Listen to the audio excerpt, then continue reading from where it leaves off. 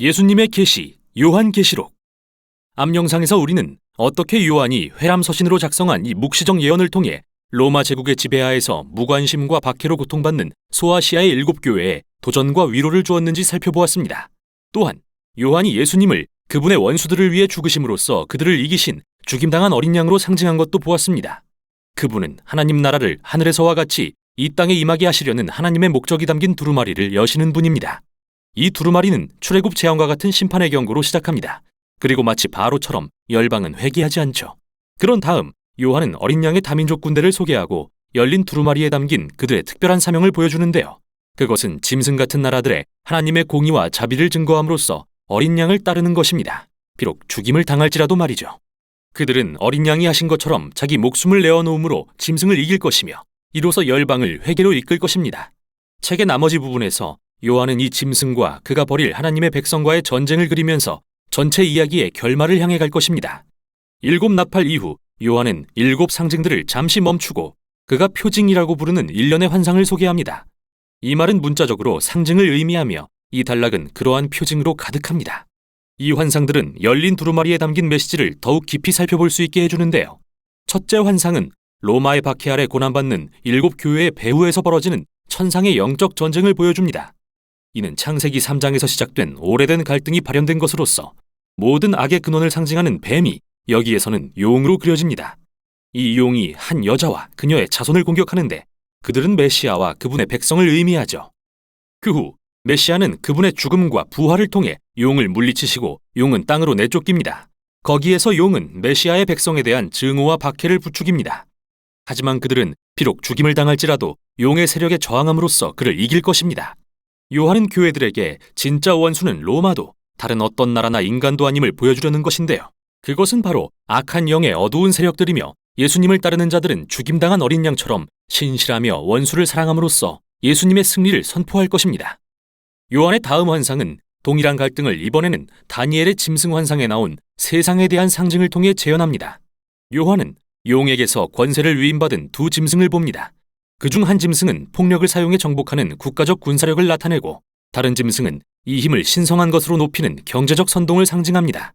그리고 이 짐승들은 나라들의 전적인 충성을 요구하는데 그것은 짐승의 표와 그 수인 666을 이마나 손에 받는 것으로 상징됩니다.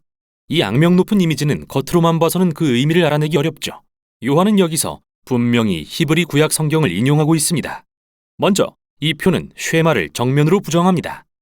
이마와 손에 쓰여진 것은 명백히 쉐마를 가리키는 것으로서 이것은 신명기에서 찾아볼 수 있는 고대 유대교의 하나님을 향한 충성의 기도입니다.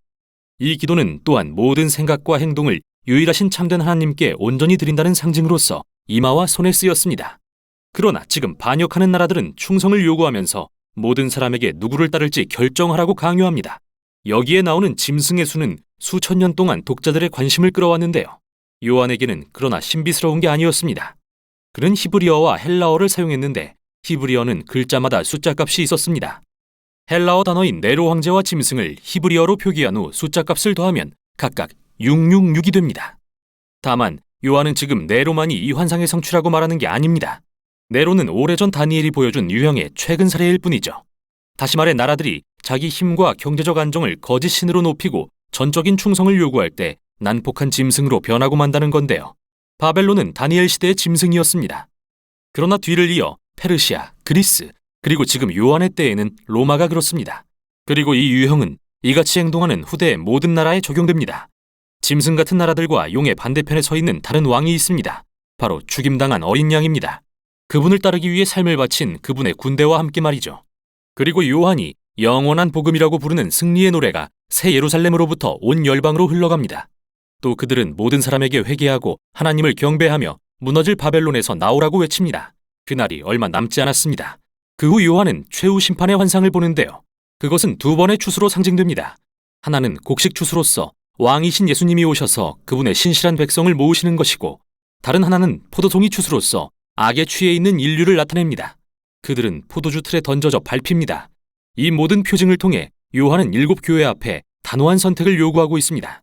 그들은 바벨론의 유혹에 저항하고 어린 양을 따를까요? 아니면 짐승을 따르고 패배를 겪게 될까요? 이제 선택은 분명합니다. 요한은 7 대접을 붓는 것으로 상징되는 마지막 7 심판을 재현합니다. 어린 양의 두루마리와 표징들을 통해 우리는 이제 열방의 많은 수가 회개했다는 것을 알게 되었습니다. 그러나 출애굽의 재앙이 7대접을 통해 또다시 부어졌음에도 불구하고 많은 사람이 회개하지 않습니다. 그들은 마치 바로처럼 저항하고 하나님을 저주하죠. 그렇게 6째 대접에 이르면 용과 짐승이 하나님의 백성에 맞서 전쟁을 일으키기 위해 모든 나라를 아마겟돈이라고 불리는 곳으로 모읍니다. 이곳은 이스라엘 북쪽의 평원으로서 이스라엘이 이방 민족들의 침략에 맞서 많은 전투를 치렀던 곳인데요. 어떤 사람들은 이 6째 대접이 미래의 실제 전쟁을 가리킨다고 생각하고, 어떤 사람들은 악에 대한 하나님의 최후 심판을 비유한 것이라고 생각합니다. 어느 쪽이든 요한은 분명히 에스겔서에서 나온 곡과 하나님의 전쟁의 이미지를 사용했는데요. 곡은 하나님의 공의에 대항하기 위해 그분 앞에 모인 반역한 나라들에 대한 에스겔의 상징이죠. 그리고 그게 바로 7째 대접에 나옵니다. 이것은 여호와의 날에 대한 4번째이자 마지막 묘사로서 악이 열방 가운데서 단번에 그리고 완전히 패하는 날이죠. 지금까지 요한은 어린 양의 열린 두루마리에 담긴 메시지를 모두 펼쳐 보였는데요. 이제 그는 앞서 소개했던 3개의 핵심 주제로 돌아가서 바벨론의 멸망, 악에 대한 마지막 전쟁, 그리고 새 예루살렘의 도래에 관해 자세히 다룹니다. 그리고 각 주제는 마지막으로 임할 하나님 나라를 다른 각도에서 살펴봅니다. 먼저 바벨론의 멸망입니다. 천사가 요한에게 마치 여왕처럼 옷 입은 놀랍도록 매혹적인 한 여인을 보여줍니다. 그러나 그녀는 순교자들과 모든 무고한 사람들의 피에 취해 있습니다. 그녀는 표징들에 등장했던 용 같은 짐승을 타고 있는데, 이는 반역하는 나라들을 상징하며 그녀는 음녀 바벨론이라고 불리죠. 이 환상의 자세한 상징들은 요한 당대의 독자들에게 아주 명백한 것이었습니다. 그는 로마 제국의 군사력과 경제력을 의인화하고 있습니다. 그러나 그뿐만 아닙니다. 이 환상에서 요한은 고대 바벨론, 두로, 그리고 에돔의 멸망에 관한 모든 구약 성경 구절의 표현과 이미지들을 한데 섞어 놓았는데요. 그는 어떻게 로마가 그저 하나님께 반역한 인류의 구약적 전형을 잇고 있을 뿐인지 보여주고 있습니다. 그들은 자신들의 경제적 안정과 군사 안보를 거짓 신으로 삼고 높이는 나라들을 규합합니다.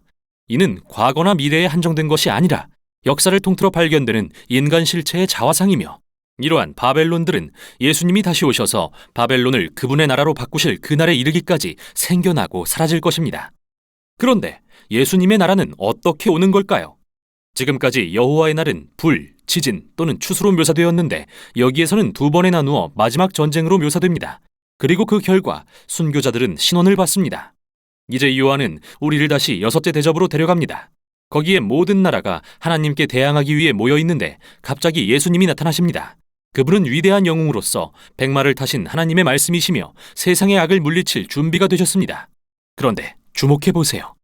그분은 전쟁이 시작되기도 전부터 피 묻은 옷을 입고 계신데요. 그건 바로 그분이 흘리신 피입니다.